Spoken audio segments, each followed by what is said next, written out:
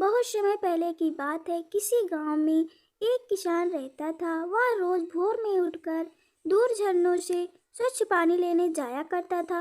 इस काम के लिए वह अपने साथ दो बड़े घड़े ले जाता था, जिन्हें वो डंडे में बांधकर अपने कंधे पर दोनों ओर लटका लेता था।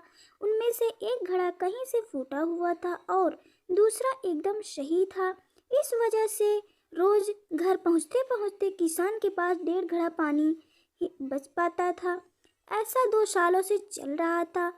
सही घड़े को इस बात का घमंड था कि वो पूरा का पूरा पानी घर पहुंचाता है और उसके अंदर कोई कमी नहीं है। वहीं दूसरी तरफ फूटा घड़ा इस बात से शर्मिंदा रहता था कि वो आधा पानी ही घर तक पहुंचा पाता है और किसान की मेहनत बेकार चली जाती है।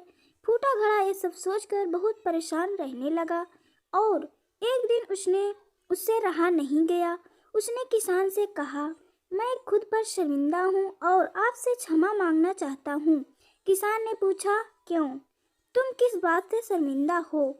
शायद आप नहीं जानते हो, पर मैं एक जगह से फूटा हुआ हूँ और पिछले 2 सालों से मुझे जितना पानी घर पहुंचाना चाहिए बस उसका आधा ही पहुंचा पाता हूँ। मेरे अंदर ये बहुत बड़ी कमी है और इस वजह से आपकी मेहनत बर्बाद होती रहती है। फूटे घड़े ने दुखी होते हुए कहा। किसान को घड़े की बात सुनकर थोड़ा दुख हुआ और वह बोला, कोई बात नहीं है, मैं चाहता हूँ कि आज लौटते वक्त तुम रास्ते में पड़ने वाले सुंदर फूलों को देखो। घड़े ने वैसा ही किया। वह रास्ते भर सुंदर फूलों को देखता आया। ऐसा करने से उसकी उदासी कुछ दूर हुई, पर घर पहुंचते पहुंचते फिर उसके अंदर से आधा पानी गिर चुका था।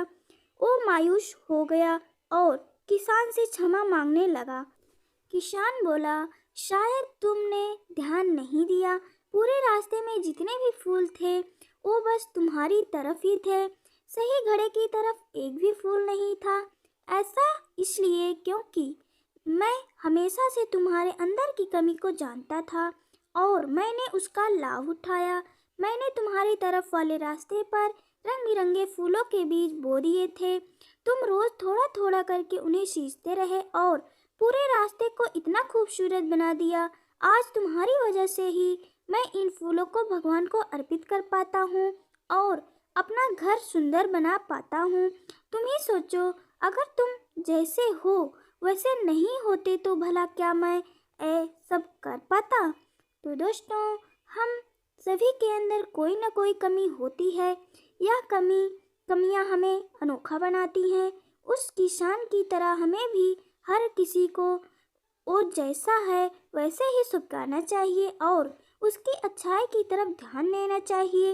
और जब हम ऐसा करेंगे तब फूटा घड़ा भी अच्छे घड़े से ज़्यादा मूल्यवान हो जाएगा। तो मेरे प्यारे दोस्तों, कहानी आपको कैसी लगी हमें कमेंट करके ज़रूर बताएं।